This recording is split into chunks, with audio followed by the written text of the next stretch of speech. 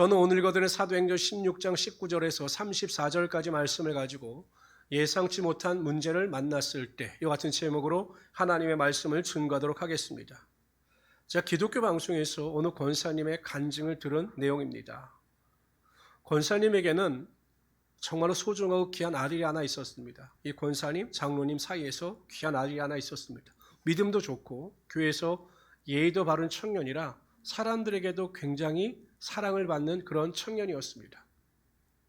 공부도 워낙 잘해서 학부를 마치고 대기업의 장학금 후원을 받아 미국 유학을 떠나게 됩니다.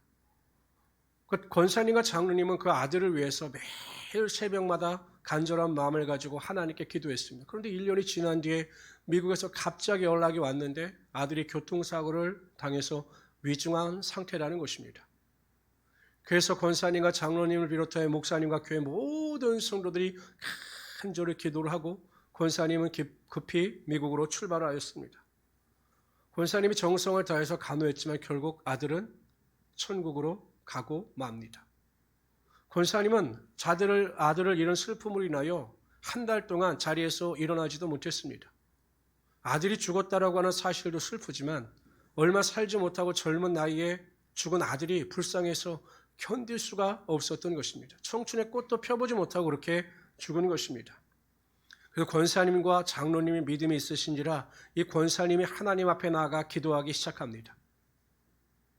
그런데 하나님께서 그 마음속에 위로를 주시는데 이렇게 위로를 주시는 것입니다. 너무 슬퍼하지 말아라. 네 사랑하는 아들은 지금 천국에 있어서 나와 더불어 있기 때문에 더 좋은 곳에 있기 때문에 너는 슬퍼하지 말아라 라고 하는 위로를 권사님에게 끊임없이 하나님께서 들려주셨습니다.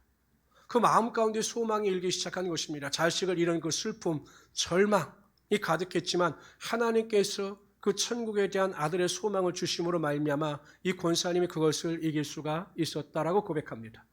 그러면서 고백하기를 내 아들이 천국에 가 있기 때문에 나도 하나님의 나라 천국에 들어가기 위해서 지금 현재 최선을 다하여 믿음 생활을 하고 있다라고 그 간증을 마쳤습니다.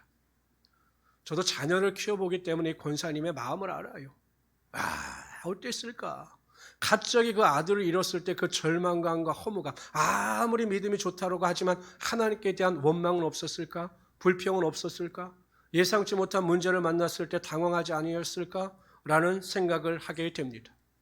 그런데 여러분 곰곰이 생각해 보십시오. 우리가 이 세상을 살아갈 때 우리는 예상치 못하는 크고 작은 문제를 만납니다. 무엇인가 좀 예상을 하면 좀 괜찮을 텐데 전혀 예상치 못한 문제를 만나요. 예상치 못하게 병의 고통 가운데 구하기도 합니다. 어느 날 병원에 갔더니 갑자기 암이라는 거예요. 갑자기 자녀가 문제를 일으켜서 가슴을 아프게 합니다. 갑자기 물질적인 문제로 인하여 낙심하고 절망하기도 합니다. 자녀의 문제로 슬퍼하기도 합니다. 예상치 못하는 이 문제가 성도들의 삶에도 나타나고 그 문제를 통해서 성도들은 힘들어할 수밖에 없는 것입니다. 오늘 본문의 사도 바울도 마찬가지죠. 성령의 인도하심을 쫓아 마게도니아의 지방의 빌립보 성으로 들어가는 것입니다. 자신의 생각과 계획으로 들어가는 것이 아니라 성령께서 빌립보 성으로 인도하셨습니다. 그리고 열심히 복음을 증거하는데 귀신 들린 여종이 쫓아다니면서 귀찮게 하는 겁니다. 그래서 그 여종에게서 귀신을 내어 쫓았습니다. 이건 칭찬받을 일 아닙니까? 그런데 오히려 그 여정을 통해서 돈을 벌던 주인들이 이 사도 바울과 실라를 거짓 고소합니다. 그래서 옷이 벗겨진 채 매를 맞고 또한 착고에 발이 채인 채 감옥에 갇히게 됩니다.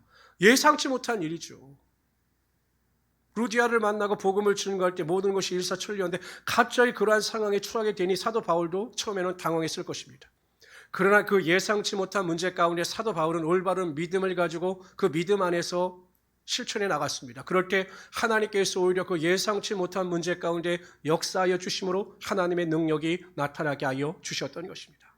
저는 우리 모든 성도님들이 항상 예상치 못하는 문제를 만날 때마다 그것으로 인하여 낙심하거나 원망하거나 불평하지 마시고 뒤로 물러가지 마시고 침륜에 빠지지 마시고 사도 바울처럼 그 예상치 못한 문제 가운데 하나님의 큰 능력을 맛보기를 원합니다. 그래서 오늘 본 말씀을 통해서 사도 바울이 과연 이 예상치 못한 문제가 갑자기 발생했을 때 어떻게 대처했는가, 어떻게 은혜 가운데 거했는가를 대하여 살펴보며 함께 은혜를 나누고자 합니다. 첫 번째로 사도 바울은 예상치 못한 문제를 만났을 때 가장 먼저 기도를 하였습니다. 아니 급작스럽게 일이 일어난 거예요. 왜냐하면 사도 바울 로마 사람이었기 때문에 자신의 어떠한 일이 발생했을 때 로마 사람인 것을 밝히면 재판을 받고 감옥에 갇히는 것이 원래 로마법이었습니다. 근데 로마 사람이라는 것을 밝히지 못할 정도로 급박하게 상황이 발생해서 사도 바울이 감옥에 갇힌 겁니다. 이방 땅이죠. 누구에게 하소연할 데도 없습니다. 연락할 데도 없습니다. 오로지 혼자입니다. 그러나 사도 바울은 낙심하지 아니하였습니다. 감옥 가운데 함께 하시는 하나님의 능력을 믿고 하나님 앞에 가장 먼저 무릎을 꿇고 기도합니다. 근데 여기서 중요한 게 있어요. 사도 바울이 어떠한 기도를 드렸을까라는 거죠. 사도 바울이 기도를 했는데 과연 하나님께 어떠한 기도를 하였을까? 성경에 나오지 않지만 저는 두 가지로 추론할 수 있다고 봅니다. 첫 번째는 아마도 하나님의 뜻을 구하는 기도를 했을 것입니다. 왜 내가 감옥에 오게 되었을까? 왜 내가 매를 맞고 이렇게 처참한 환경 가운데 처하게 되었을까? 하나님께서 허락지 아니하시면 하늘에 참새 한 마리도 떨어지지 아니한다라고 말씀하셨는데 하나님께서 허락지 아니하시면 내가 이 감옥으로 올 리가 없는데 왜 하나님께서 이곳까지 오게 하셨을까? 하나님 그 뜻을 알려주십시오라고 기도했을 것입니다. 두 번째 기도는 그럼에도 불구하고 하나님 이 열악한 환경 가운데에서 이길 수 있는 믿음을 달라고 기도했을 것입니다. 가끔 성도들은 저에게 이렇게 여쭤보고 또 어쩔 때는 불평 아닌 불평을 합니다. 목사님 정말 제 신앙생활 잘하는데 믿음 생활 잘하는데 왜 나에게 이러한 고난과 어려움이 다가옵니까? 나 신앙생활 정말로 잘하는데 믿지 않는 사람들, 신앙생활 제대로 하지 않는 사람들은 물질의 축복도 받고 장막의 축복도 받고 그런데 왜 나에게는 이러한 어려움이 다가옵니까? 라고 원망 아닌 원망을 하시는 분들도 있어요. 왜 저에게 이런 질병의 고통이 있습니까? 내가 뭐 잘못한 것이 있습니까? 나 하나님 앞에 잘못한 것이 없는데 왜 이러한 어려움이 다가옵니까? 도대체 왜 그런지 저는 모르겠습니다. 목사님은 아십니까? 라고 여쭤봅니다. 저도 몰라요. 여러분 각 개인에게 임하는 하나님의 뜻과 하나님의 섭리에 대해서 우리가 어떻게 알 수 있겠습니까? 우리가 예상치 못한 문제를 만났을 때 하나님께서 그 고난의 강을 건너게 하신 하나님의 이유와 목적에 대해서 우리가 어떻게 다 알 수 있겠습니까? 그러나 그 안에는 분명한 하나님의 뜻이 있다는 것입니다. 우리의 삶에 일어나는 모든 일에는 하나님의 뜻이 있어요. 그 뜻을 발견하고 그 뜻 안에서 하나님의 뜻을 쫓아 순종하는 자들에게 예상치 못하는 문제 가운데 승리할 수 있는 능력이 반드시 나타나게 되어 있는 것입니다. 소천한 제 바로 밑에 동생이 대장암에 걸렸다라고 하는 소식을 저에게 가장 먼저 전했습니다. 제가 찾아갔죠. 부모님에게 말할 수도 없어서. 병석에 앉아 있는데 갑갑한 겁니다. 내가 너는 어때? 그랬더니 아무렇지 않다는 거예요. 근데 제가 그때 하나님께 뒤에서 이렇게 기도했습니다. 제 동생 살려달라고 기도한 게 아니에요. 하나님께서 과연 이것을 이렇게 하신 이유가 무엇이고 하나님의 뜻이 무엇입니까? 라고 저는 처음서부터 하나님의 뜻을 물었습니다. 그리고 제가 동생 뒷바라지를 했습니다. 병원에 같이 다니면서. 근데 하나님께서 하나님의 뜻을 물으실 때마다 그 병을 고쳐주시겠다, 병을 낫게 해주시겠다 이 마음은 주시지 않아요. 음성도 들려주시지 않아요. 그러면서 항상 저에게 주시는 마음이 구원입니다. 구원. 그 영혼을 구원시켜라. 그래서 제가 계속 그의 구원을 위해서 복음을 증거하고 차를 찰 때마다 하나님에 대해서 증거하고 교회는 다니지만 다시 한번 구원이 무엇인가에 대해서 설명하고 그것을 믿어야 된다라고 반복해서 이야기했습니다. 건강할 때는 제가 이런 이야기하면 형 목사니까 이제 그만해 알아 이렇게 이야기하던 동생이었는데 제가 계속 복음에 대해서 증거하니까 어느 순간부터 그것을 진지하게 받아들이기 시작합니다. 그것을 제가 느끼거든요. 마지막 숨을 거두는 순간까지 제가 의식은 없어도 보통 귀는 살아있기 때문에 계속 그 귀에다 복음을 증거했습니다. 마지막 숨을 거두는 순간 하나님께서 확신을 주셨어요. 그 영혼이 구원을 받았다라고 하는 확신을 주셨습니다. 제가 여러분 처음부터 제 동생 살려주세요. 제 동생의 목숨을 건져주세요라고 기도했는데 하나님께서 제 동생의 목숨을 앗아갔으면 그것 때문에 슬퍼하지 않았겠습니까? 왜 하나님께서 내 기도에 응답해 주시지 아니하시고 왜 내 동생을 데려가셨습니까? 라고 불평하지 않았겠습니까? 근데 하나님의 뜻이 있는 거예요. 그 생명의 구원을 위해서 그가 질병의 고통 가운데 육신은 떠나 하나님의 나라로 들어가지만 구원을 얻어 하나님의 나라에 들어가는 소망을 저에게 주셨기 때문에 그 죽음에도 불구하고 제가 소망을 가질 수가 있었던 것입니다. 이처럼 하나님의 뜻을 알고 기도하느냐, 하나님의 뜻을 모르고 기도하느냐에 따라서 우리가 그 결과에 대한 반응하는 태도가 전혀 다르게 되어 있는 것입니다. 사도 바울이 디모데전서 2장 1절에 보면 디모데에게 이렇게 이야기를 합니다. 내가 모든 사람을 위하여 간구와 기도와 도고와 감사를 하되. 그러니까 여러분이 보통 기도하면 그냥 기도라고 생각하는데 기도도 종류가 있는 것입니다. 사도 바울은 간구, 간절한 기도, 간절한 간구가 있는 거예요. 여러분의 소원을 말하고 여러분의 바라는 것을 하나님께 기도하는 것. 이것이 간구예요. 마음의 소원을 아뢰는 것이 간구예요. 그러니까 기도는 무엇이냐면 다양한 게 포함되어 있습니다. 디모데전서에 보면 나의 죄를 회개하는 기도, 그다음 문제를 위하여 그 문제 해결을 위하여 간구하는 기도, 뭐 이런 것이 기도인 거죠. 도고라고 하는 것은 무엇이냐면 다른 사람을 위하여 중보기도하는 것이 도고예요. 근데 여러분 우리가 문제 앞에서 가장 먼저 하나님 앞에 기도할 때 그 기도는 하나님의 뜻을 묻는 기도가 되어야 한다는 것입니다. 이것을 모르면 안 돼요. 여러분 우리가 화살을 쏘는데 내 표적지에다 똑바로 쏴야 그 화살을 쏘은 것이 인정을 받는 것이지 엉뚱한 관역에다 화살을 쏘면 그 점수가 인정을 받을 수 있겠습니까?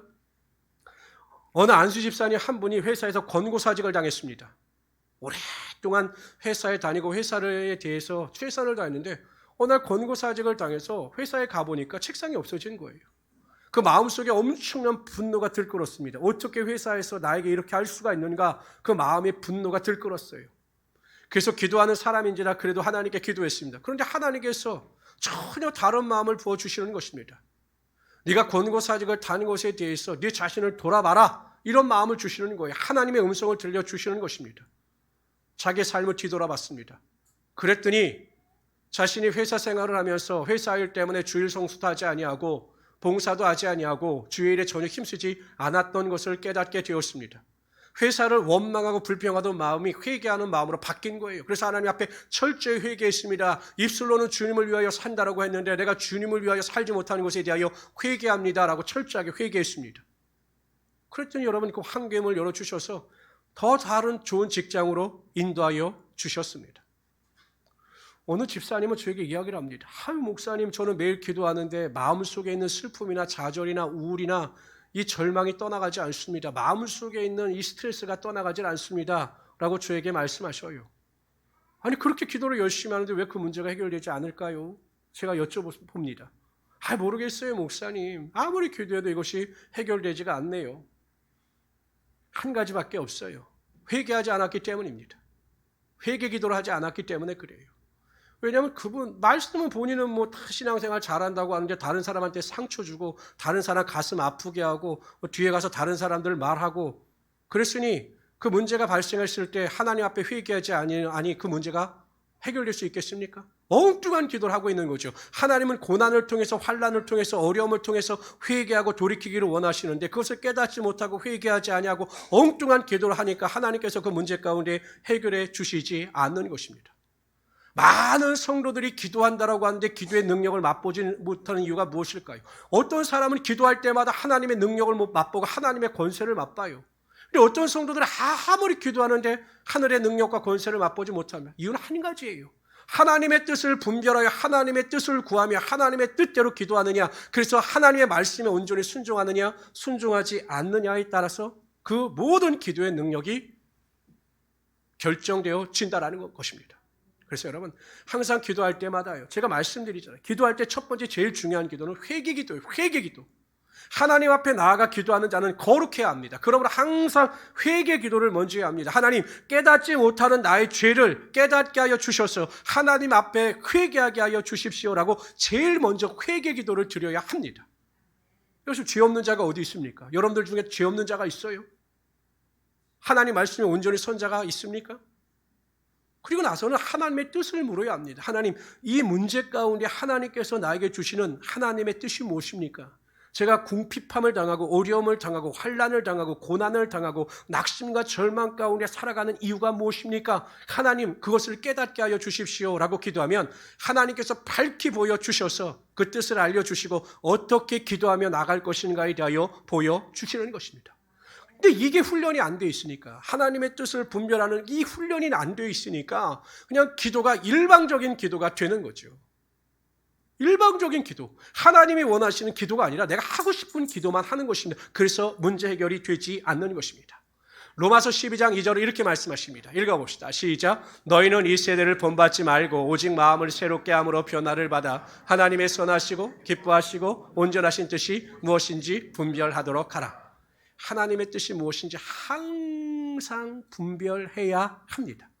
무슨 일이든지 감정적으로 대처하지 마세요. 항상 문제가 발생했을 때 감정적으로 대처하지 마시고 과연 이 안에서 하나님께서 원하시는 하나님의 뜻이 무엇인가를 분별할 수 있어야 한다는 것입니다. 제가 가끔은 그런 상담도 많이 받아요. 직장에서도 그렇고 부부들도 그렇고 부부간에도 보면 이렇게 갈등이 일어나잖아요. 갈등. 예를 들었어요. 정적인 아내가 있어요. 아내는 굉장히 정적이에요. 로맨티스트입니다. 그래서 그냥 좋은 분위기에 가서 커피 마시면서 남편과 이야기하기를 좋아해요. 어떻습니까? 남편들 이렇게 하는 거 좋아하십니까? 우리 권병관 집사님 별로 안 좋아하시죠? 네. 남편들은 별로 안 좋아해요. 좀 활동적인 걸 좋아합니다. 저도 활동적인 걸 좋아하는데 막 운동하고 막 자전거 타고 달리기 하고 이런 걸 좋아해요. 근데 정적인 아내에게 매일 뛰자, 산에 가자, 자전거 타자, 그럼 아내가 행복하겠습니까? 불행하죠. 그러니까 다툼이 일어나는 것입니다. 그러니까 서로 뜻을 맞춰야 되는 거예요. 중간에서. 부부싸움도 마찬가지죠. 항상 갈등이 일어납니다. 갈등의 원인이 무엇인가? 그럼 부부는 서로 기도해야 되는 거예요. 어떤 부부가 제가 그 결혼 서약식을 보면서 그 결혼 때 결혼 서약식 한 거 갖고 온 걸 보면서 굉장히 웃었는데 거기 그렇게 써 있더라고요. 부부싸움을 했을 때 원칙이 써 있더라고요. 첫 번째가 존댓말로 싸우는 거예요. 존댓말로. 두 번째는 찬양하고 싸우는 거예요. 여러분 존댓말로 싸우고 찬양하고 싸우는데 그게 싸움이 되겠습니까? 그래서 제가 그걸 보고 굉장히 웃었어요. 지혜로운 거죠. 항상 하나님의 뜻을 묻고 하나님의 뜻 안에서 모든 것을 이뤄나가는 자들에게 하나님께서 하나님의 은혜가 반드시 나타나게 하여 주시는 것입니다. 내 생각이나 내 감정은 중요하지 않아요. 우리가 누군가에게 이야기할 때 이렇게 이야기하죠. 내 생각에는, 내 뜻에는 이렇게 하는 건 좋지 않아요. 항상 우리는 하나님의 뜻 안에서 하나님이 원하시는 것을 분별하며 살아갈 수 있어야 한다는 것입니다. 그럴 때 예상치 못한 문제 가운데 지혜를 주시고 해결할 수 있는 능력을 반드시 우리에게 부어주시는 것입니다. 두 번째로요. 사도 바울은 예상치 못한 문제를 만났을 때 감사함으로 하나님을 찬양했습니다. 기도했어요. 그랬더니 하나님께서 그 마음 가운데 감동을 주시는 것입니다. 여러분 한번 그거 경험해 보세요. 참 문제를 가지고 나와서 기도하는데 하나님께서 정말 낙심 가운데 기도하는데 갑자기 감동을 주실 때가 있어요. 마음에 막 소망이 있고 즐거움이 흘러 넘칠 때가 있습니다. 문제는 여전히 존재하는데 알 수 없는 기쁨과 즐거움과 소망과 감동이 막 흘러 넘칠 때가 있어요. 아마 그런 감동이 사도 바울에게 있었던 것으로 보입니다. 그래서 견딜 수가 없었던 것입니다. 근데 문제는 그때가 한밤중이에요. 그 장소는 감옥입니다. 굉장히 폭력적인 사람들이 있던 곳입니다. 만약에 자칫 잘못 찬양을 했다가는 큰일 날 수도 있어요. 그렇다고 사도 바울과 실라가 이불을 뒤집어 쓰고 조용하게 찬양하는 게 아니에요. 성경에 보면 그들이 찬양할 때 모든 죄수들이 다 들었다라고 기록하고 있습니다. 어떻게 이런 일이 벌어졌을까? 아니 다 잠잘 시간에 이게 어떻게 보면 고성방가로 이 노래를 부르는데 죄수들이 가만히 있었을까? 두 가지 추측해 볼 수 있겠죠. 첫 번째는 하나님께서 사도 바울과 실라가 찬양을 하자마자 기적의 능력이 나타나게 하여 주셔서 이 죄수들이 반응할 시간이 없었을 수도 있죠. 두 번째는 바울과 실라의 찬양이 너무나 아름다운 겁니다. 우리 찬양팀처럼 막 뭐 베이스, 뭐 소프라노, 테너로 부르니까 이 간수들이, 이 죄수들이 그 찬양을 들으면서 은혜를 받을 수가 있었던 거. 뭐 이렇게 추론해 볼 수 있겠죠. 근데 어쨌든지 여러분, 이 열악한 환경 가운데 기도하고 하나님을 찬양할 때 놀라운 하나님의 능력이 나타나게 되었습니다. 갑자기 지진이 일어납니다. 그리고 옥문이 열렸습니다. 그리고 착고에 묶였던 모든 죄수들의 발이 다 풀려졌습니다. 지진을 느끼고 간수가 달려와서 보니 막 옥문이 열려져 있는 겁니다. 도망간 줄 알고 자결하려고 하였습니다. 왜냐하면 그 당시에는요, 이 역모를 꾸며서 죄수들을 내보냈다라고 밝혀지게 되면 자신뿐만 아니라 온 가족이 멸절을 당할 수 있었기 때문에 스스로 자결을 하여 가족들을 보호하려고 했던 거죠. 사도 바울이 말려요. 우리가 다 여기 있으니 내 몸을 상하지 말라라고 이야기합니다. 간수가 깜짝 놀라 사도 바울 앞에 무릎을 꿇고 선생님이 내가 어떻게 하여 구원을 얻을 수 있겠습니까? 라고 말할 때 사도 바울이 주 예수를 믿으라 그리하면 너와 내 집이 구원을 얻으리라 라고 선포하고 그 집에 가서 온 가족에게 구원을 얻는 역사, 세례를 베푸는 역사가 나타나게 하여 주셨던 것입니다. 생각해 보세요. 여러분 그 많은 사람들을 순식간에 전도하여 하나님의 자녀 삼는 일이 쉬웠을까요? 근데 사도 바울이 고통 가운데 매를 맞고 감옥에 있었지만 하나님께서 그 찬양의 소리를 들으시고 놀라운 역사가 나타나게 하여 주셔서 그 간수와 그 집안의 식구들이 구원받는 역사가 나타나게 하여 주셨던 것입니다. 아마 이 간수는 사도 바울의 오른팔과 같이 활동했을 것입니다. 또 한번 생각해 보십시오. 그 감옥에 있던 죄수들이 하나님의 능력을 체험하는 것 아니겠어요? 자신들이 착고가 풀려졌습니다. 바울과 실라뿐만 아니라 가만히 있는데 바울과 실라라고 하는 사람이 막 찬양하니까 지진이 일어나고 옥문이 열리고 자신들이 발에 채웠던 착고가 풀리는 기적을 그들도 체험했어요. 그들이 가만히 있을 리가 있겠습니까? 막 사람들에게 전했겠죠. 바울과 실라라고 하는 사람이 찬양할 때 막 지진이 일어났다. 그는 보통 사람이 아니다. 하나님의 사람이다라고 하는 소문이 퍼져나갔고 아마 그 일로 인해서 사도 바울과 실라가 복음을 증거하는 일에 큰 유익을 얻었을지 모릅니다. 방금 전까지는 최악이었어요. 매를 맞고 감옥에 갇혀있는 죄수의 신분이었습니다. 그러나 하나님께서 그들의 찬양을 들으시고 하나님의 능력을 베푸실 때 세상에 감당할 수 없는 초기적적인 역사가 그들의 삶 가운데 나타나게 하여 주셨던 것입니다. 예상치 못한 문제를 만나면 항상 원망하고 불평하는 분이 있어요. 아이고 나는 왜 이럴까? 나를 왜 도와주는 사람은 하나도 없지? 왜 나는 매일 이렇게 힘들어야 하지? 라고 자기 스스로 우울감에 빠져서 더욱더 인생을 망치는 분들이 있습니다. 이런 분들이 한 80% 되는 것 같아요. 20% 되는 사람들은 그럼에도 불구하고 하나님을 찬양합니다. 원망과 불평이 마음 가운데 가득할지라도 하나님의 일하심을 믿고 하나님의 역사하심을 믿고 하나님을 찬양하고 감사할 때 하나님께서 그 찬양과 감사의 고백을 들으시고 하나님의 역사와 능력이 나타나게 하여 주시는 거죠. 여러분도 혹시 드라마 보실 때마다 주인공이 일찍 죽는 거 보셨습니까? 드라마를 좋아하시는 분들은 이렇게 드라마 보고 있다. 그 주인공이 교통사고가 크게 나서 그냥 식물인간이 됩니다. 그러면 드라마를 좋아하는 분들은 걱정하지 않아요. 이렇게 이야기해요. 아유 걱정하지 마, 걱정하지 마. 저 나중에 다 살아나고 다 회장되고 뭐 되니까 걱정하지 마. 그러면서 혼자 걱정하면서 봅니다 이거를. 주인공은 일찍 죽지 않아요. 왜냐하면 주인공이 죽으면 드라마가 끝이 나야 되니까요. 항상 주인공은 저는 그게 참 궁금했어요. 제가 예전에 홍콩 영화를 좋아했는데 주인공은 총을 100발을 맞아도 안 죽어요. 왜냐하면 그렇게 세팅이 되어 있는 거예요. 드라마는 그 연출하는 사람 작가가 세팅을 해놓은 겁니다. 주인공은 죽지 않는다. 주인공은 고난을 받아도 승리를 한다. 이렇게 세팅을 해놨기 때문에 드라마를 지켜보고 있는 사람들은 그 드라마를 보면서 실망하거나 낙심하지 않는 거예요. 생각해 보세요. 우리 인생의 드라마의 연출가는 하나님이십니다. 근데 하나님께서 우리의 인생을 연출하실 때 그저 그렇게 연출하실까요? 우리가 고난을 만날 때마다 끝나게 하시고 환난을 만날 때마다 쓰러지게 하시고 이렇게 하나님께서 우리의 인생을 세팅해 놓지 않으셨어요. 드라마의 주인공이 불사조처럼 일어나며 그들의 인생 가운데 승리가 나타나는 것처럼 하나님께서 우리의 인생 가운데 우리를 연출하셔서 반드시 실패 가운데 승리케 하시며 궁핍한 가운데 부요함의 능력이 나타나게 하여 주시는 것입니다. 좋은 걸로 채워주시는 거예요. 이것이 하나님의 우리 인생에 대한 세팅이에요. 그런데 조금만 어려움을 당하면 마치 인생이 다 끝난 것처럼 짜증난다, 힘들다, 미치겠다, 어렵다라고 하는 것은 하나님의 능력과 권세를 무시하는 행위가 된다는 것입니다. 한번 보세요. 구약 성경이나 신약 성경에 예수님을 잘 믿고 하나님을 잘 믿었던 사람들 중에 인생에 멸망한 사람이 있습니까? 하나님을 잘 섬기고 하나님의 뜻대로 살았던 사람들 중에 인생이 정말 비글비글하게 살았던 사람들이 있습니까? 없어요. 하나님의 뜻대로 살고 하나님의 말씀대로 살았던 자들은 당장은 어려움을 만나고 환난을 만날지언정 하나님께서 그들을 궁극적으로 높여주시고 하나님의 영광과 하나님의 능력이 임하게 하여 주셨던 것입니다. 하나님께서 우리를 위하여 예비하신 여호와 일의 하나님의 계획은 무궁무진하며 원대합니다. 항상 꿈을 가지고 믿음 안에서 살아가는 자들에게는 상상치 못할 하나님의 능력과 축복이 반드시 나타나게 하여 주시는 것입니다.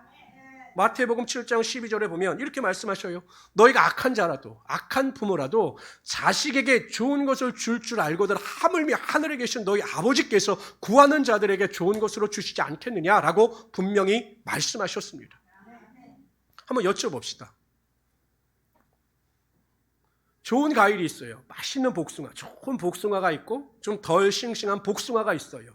그럼 우리 신석봉 안수 집사님, 예담이에게 맛있는 복숭아를 주시겠습니까? 안 좋은 복숭아를 주시겠습니까? 예? 좋은 거요? 정말? 정말? 저는 제가 좋은 걸 먼저 먹는데, 왜냐하면 제가 살 날이 얼마 남지 않았기 때문에. 제가 이렇게 말하면 아유 목사님 왜 저래? 이러실 거 아니에요? 저도 마찬가지예요. 좋은 거 있으면 누가 생각날까요? 아니요, 제 부인이 생각나는데 저는 가장 좋은 게 부인이 생각나요.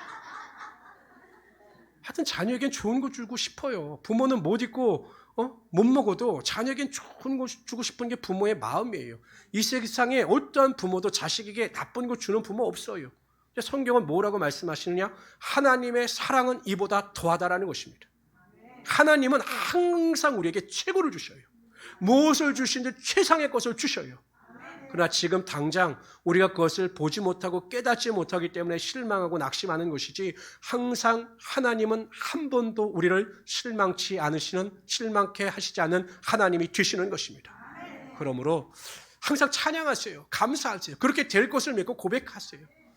우리가 항상 쉬지 않고 기도하고 범사에 감사하라. 이 범사에 감사하는 건 범사에 찬양하는 겁니다. 하나님이 이루실 놀라운 기적의 능력을 바라보시면서 하나님을 찬양할 수 있는 하나님의 귀한 성도들이 되시기를 주님의 이름으로 축원합니다. 운전을 하다 보면 돌발 상황이라고 하는 것이 발생합니다. 갑자기 자전거가 나오거나 아이가 튀어나오거나 하는 상황이 있어요. 그럼 유능한 운전자는 미리 모든 것을 다 예비하면서 방어 운전을 합니다. 그래서 돌발 상황이 딱 발생했을 때 그 브레이크를 밟거나 또한 방향 전환을 통해서 그 위기를 벗어납니다. 그런데 돌발 상황이 발생했을 때 유능하지 못한 운전자는 브레이크를 밟는 게 아니라 뭘 밟죠? 악셀레터를 밟아요. 그래서 문제가 더 커지게 되는 겁니다. 그러니까 여러분, 돌발 상황이 문제가 아니라 차를 운전하는 운전자의 능력이 문제인 거죠. 우리가 예상치 못한 문제를 만났을 때 그 문제 해결의 능력은 우리가 어떠한 믿음을 가지고 있느냐에 따라 결정되어지는 것입니다. 그 문제에 대해서 우리가 어떻게 반응하느냐에 따라 그 문제 해결이 어떻게 되느냐가 결정되어지는 것입니다. 여러분, 기도하세요. 기도. 여러분, 공부를 잘하는 학생들에게 어떻게 그렇게 공부를 잘합니까? 라고 물어보면 이야기합니다. 그냥 책상에 오래 앉아 있습니다. 그러니까 책상에 오래 앉아 있는 사람을 이기지 못한다는 거죠. 그러니까 문제 가운데 우리가 어떻게 승리할 수 있느냐? 기도밖에 없어요. 기도를 하되 제일 먼저 하나님의 뜻을 묻는 기도를 하십시오. 앞으로 문제가 발생할 때마다 항상 먼저 하나님의 뜻을 물으십시오. 하나님, 이 문제를 통해서 하나님께서 저에게 원하시는 것이 무엇입니까? 라고 기도하면 하나님은 반드시 마음의 감동을 통해서 혹은 다른 사람들의 입술을 통해서 우리에게 알려주셔서 그 뜻대로 행할 수 있게 하여 주시는 것입니다. 우리 성도님들 항상 그 훈련이 되어 있길 바랍니다. 두 번째는 항상 찬양하십시오. 문제가 있어도 항상 찬양하십시오. 우리 성도님들은 오늘부터 결심하시고 가정에서 항상 찬양과 감사가 흘러넘치는 삶을 살아가시길 바랍니다. 그럴 때 예상치 못한 문제가 변하여 하나님의 은혜와 축복이 되는 권세가 여러분 삶 가운데 나타나게 될 것입니다. 이런 믿음을 가지고 승리하실 우리 성도 되시기를 주님의 이름으로 축원합니다.